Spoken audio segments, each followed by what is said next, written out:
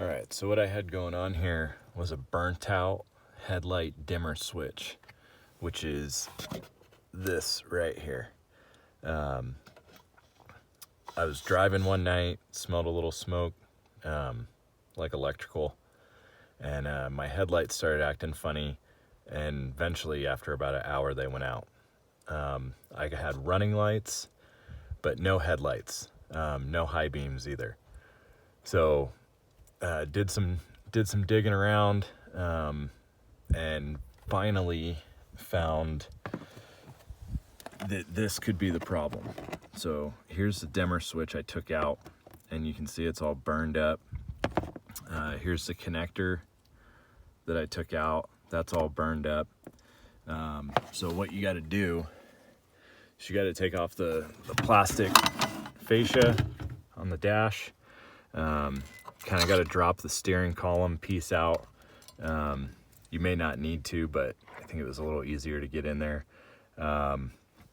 There's two little bolts up here. You got a 5/16, and then behind it you have a 3/8 nut.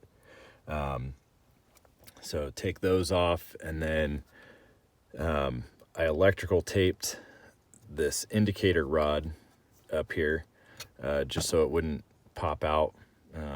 I heard that if it does, then you got to redo the whole column. One of the main things was the new connector that I got had 4 different wires coming out of it. And this one only has 3. This is a 94 Suburban K2500. The 2 green wires, that is for your actual high beams, as well as the high beam indicator on the instrument cluster. So those 2 can be pigtailed together.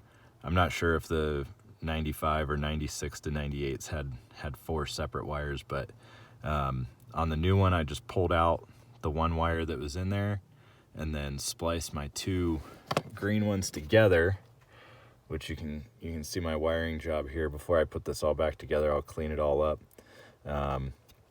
But before I cut anything, I labeled all my wires. That's the green tape that's hanging there, just to make sure I had them in the right spot. When you put this indicator back on, get the 5/16 and 3/8 screw and nut started, and then before you tighten it down, you want to stick this rod in there, and then you want to push it towards the steering wheel and then tighten it down. You'll feel it kind of click into place. But it's kind of a pain in the ass, but you got to push it towards the steering wheel and then tighten it down. Definitely a two-handed operation. But yeah, now I've got my headlights back. So that's about it. I'm gonna put all this together, clean up some of this wiring, and clean her up and get it going. All right.